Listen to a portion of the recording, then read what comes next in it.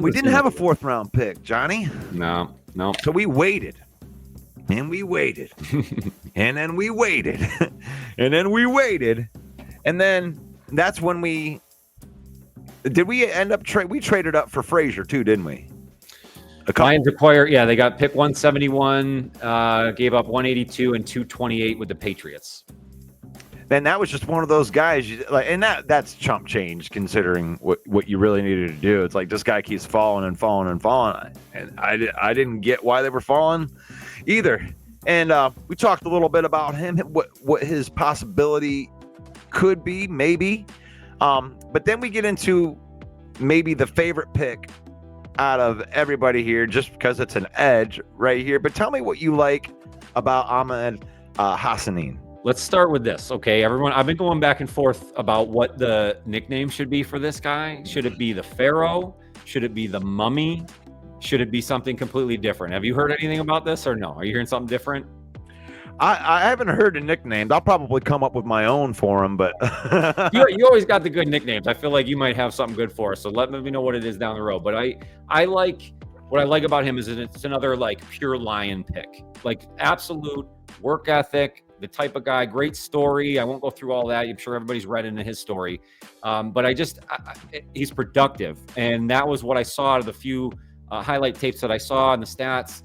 Very limited time in football. I think this is only his 5th year of like actual competitive football, but he had big time numbers at Boise in those 2 years. High sack rate, high pressure rate. He gets after it.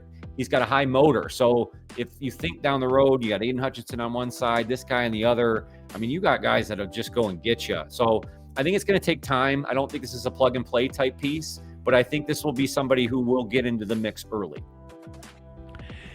So with Hassaanein, for me, it's like sometimes I think that we get caught into this developmental thing, and it takes a couple of years. Well, let me tell you something, Lion fan. You don't give players a couple of years. You don't.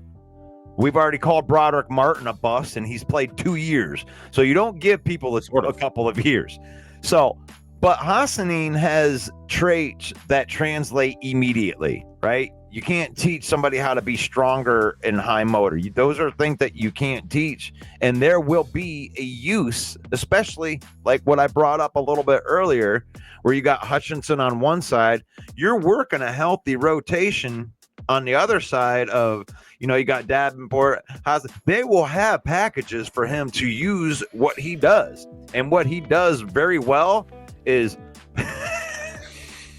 it's just got too good. I'm so sorry, buddy. He's doing it too. You know what's going to happen. Walk like an Egyptian. Just getting it out there after sacks. Oh That's great. Oh gosh, what was I even saying right there? Oh, sorry, yeah. I'm so sorry.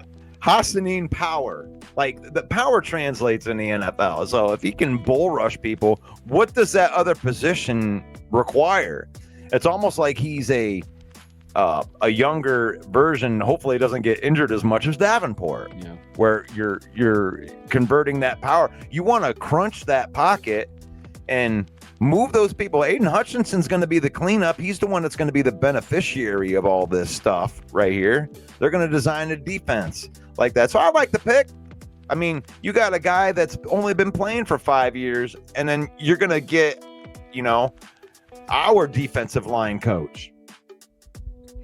We're going to be able to train this kid up in the way that he should go. Just like it says in the Bible. Train them up in the way that they should go.